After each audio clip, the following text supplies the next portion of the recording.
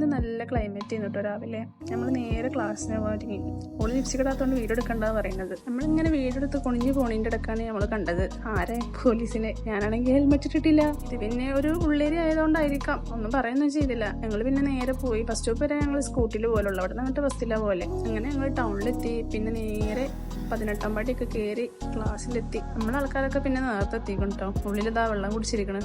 പിന്നെ അതാ AC ഒക്കെ ഓണല്ലേ ഒന്ന് ചെക്ക് ചെയ്തോ. ചൂടൊക്കെ അല്ലേ, എന്താ ചെയ്യാ. നമ്മൾ നേരെ ചായ കുടിക്കാൻ പോയി. ഇതാണ് ഞങ്ങളെ സ്ഥിരം സ്പോട്ട് ചായ കുടിക്കണേ. നമുക്ക് പിന്നെ ചായ അല്ലാത്തൊരു പരിപാടി ഇല്ല.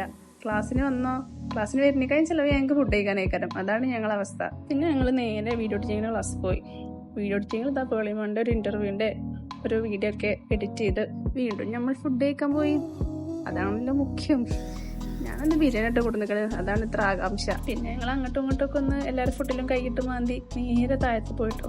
നല്ല മഴ ഉണ്ടായിരുന്നു, നല്ല ക്ലൈമറ്റ് ആയിരുന്നു. ബസ്സിൽ മഴയൊക്കെ ആസ്വദിച്ച് പോവാട്ടോ. പിന്നെ ബസ് സ്റ്റോപ്പിൻ്റെ അവിടെ നിന്ന് നമ്മൾ സ്കൂട്ടിയൊക്കെ എടുത്തിട്ട് നേരെ പോയി. കണ്ടോ ഈ സാധനം കണ്ടോ, ഇത് 24 മണിക്കൂർ ശരിയായി കൊടുക്കല എനിക്ക് പണി. പിന്നെ ഓൾ എന്നെ ഡ്രോപ്പ് ചെയ്ത് നേരെ ഓള് വീട്ടിൽ പോയി.